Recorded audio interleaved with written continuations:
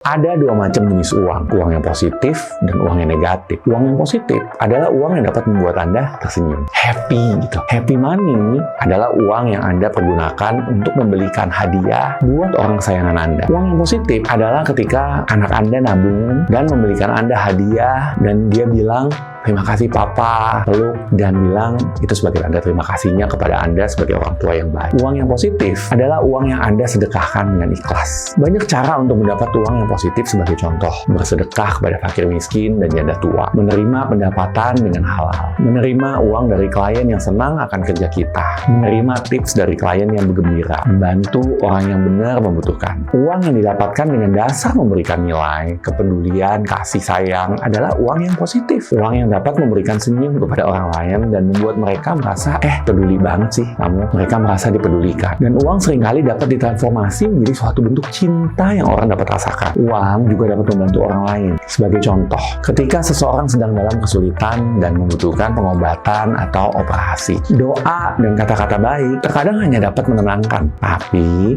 bukan menyembuhkan atau menyelesaikan masalah. Di sini, uang akan dapat memberikan obat dan tindakan nyata untuk menyelesaikan penyakit tersebut. Sama juga dengan ketika seseorang lapar kelaparan. Uang akan dapat membelikan makanan dan mengenyangkan. Di mana doa dan kata-kata tidak dapat berikan perut yang kenyang secara langsung. Nah, sekarang kalau kita bicara uang yang negatif. Uang yang negatif adalah jenis uang yang kita gunakan untuk membayar sesuatu yang tidak menyenangkan. Bagi contoh nih, bayar sogokan, bayar pajak yang nggak digunakan untuk kepentingan masyarakat, bayar bunga yang tinggi dari tengkulak, atau ngebayarin tuh bunga-bunga pinjaman online karena kepaksa. Dan juga hampir semua orang di negeri Konoha ini sudah pernah mengalami banyak tipe dari uang negatif. Seperti kayak menerima bayaran dari klien yang nggak seneng dan komplain akan hasil kerja kita. Menerima uang dari pekerjaan yang nggak halal tuh. Menerima uang pembagian warisan setelah melalui pengadilan dan perang keluarga. Mencuri atau korupsi. Dan juga sering bayar jatah preman. Negatif kan? Uang yang beredar dalam kesedihan, frustasi, rasa khawatir, takut, dan juga marah. Itu adalah uang yang negatif. Uang ini akan membuat seorang stres, marah, dan depresi. Dan uang jenis ini membuat seseorang lebih jauh dari hati mereka, jauh dari kemanusiaan mereka. Ketika kita menerima dan membuang uang yang dilakukan dengan perasaan negatif, mereka menjadi uang yang negatif. Dan tentunya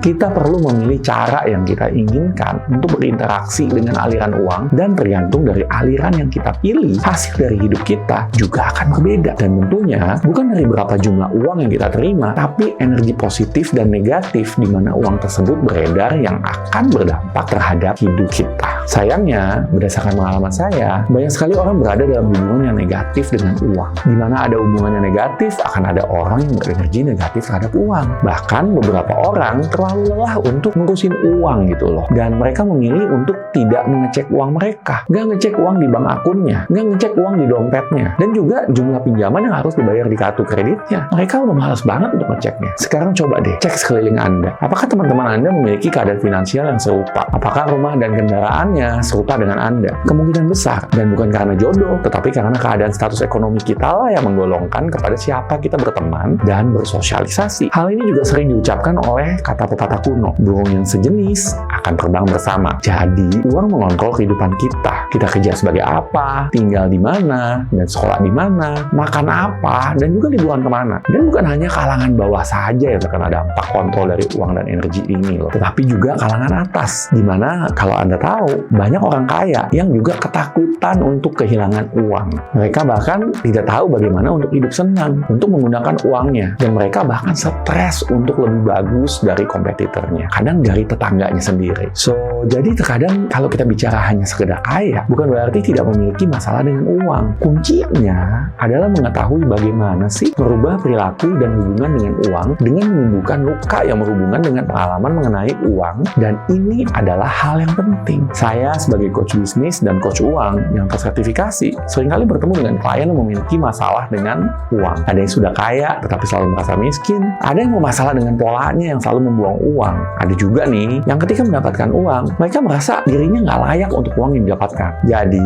seringkali saya berusaha untuk menyembuhkan luka dari hubungan mereka dengan uang. Uniknya, kita semua punya luka. Dan ketika mereka menyadari dari mana luka tersebut berasal dan dapat menyembuhkannya, hidup mereka, berubah. Prioritas mereka, berubah. Dan situasi keuangan mereka membaik. Buat Anda yang merasa perlu untuk memperbaiki keuangan, baca deh buku Seni Mengubah Nasib oleh Coach Yudi Chandra. Ubah nasib, yes, pasti bisa.